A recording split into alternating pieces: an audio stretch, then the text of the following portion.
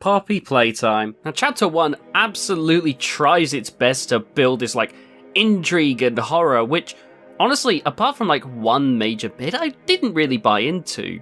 It's only when Huggy Wuggy themselves actually comes out do you actually feel any sense of foreboding stress, and that's because Huggy Wuggy at first comes out and is so much taller than you, and then, of course, the big vent chase sequence. They do a very good job at making this thing look dead set on ripping you apart. It does lose a little bit once you realise how scripted everything really is.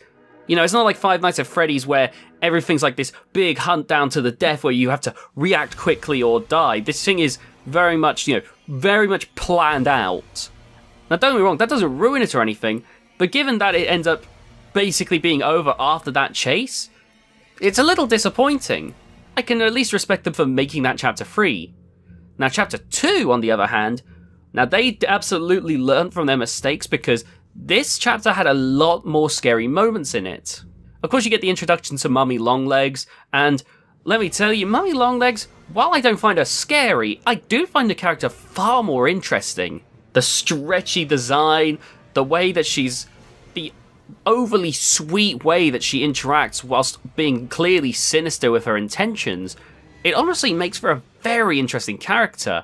The first minigame was essentially Simon, but with Bunzo Bunny coming from above, and I love Bunzo Bunny too much to be scared of them, but I will say, obviously, there is an intimidation factor with something coming down ready to kill you as you're desperately looking for the button that you're meant to press.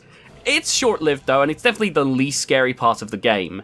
Then you get this other part where these mini Wuggies are coming through these pipes and you gotta look around to try and get them, and my god, there is this definite fear when I have stuff crawling up behind me in horror games that I cannot see. So, you're starting to really tickle me there, game. You're really starting to get at stuff that makes me uneasy. And then, of course, there's the one with PJ Pugapillar, where you have to move whenever the lights are out or whatever, and then the moment the lights are on, then suddenly you cannot move. And this one is intimidating in its own right, not as much as the Huggy Wuggies, but the fact that, you can sometimes get stuck on something and you're thinking, oh Jesus, PJ Pugapillar's probably right behind me, and if you can't see PJ Pugapillar, you're worrying, where's PJ Pugapillar? And then if you see PJ Pugapillar, oh god, it's way too close.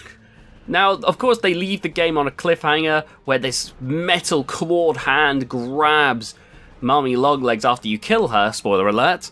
And while I get that they're trying to build up suspense, my problem for me is, once you start building up suspense of this ultimate evil, my problem is, I'm going to be building this up in my head. I'm going to be disappointed. I'm going to be honest with you.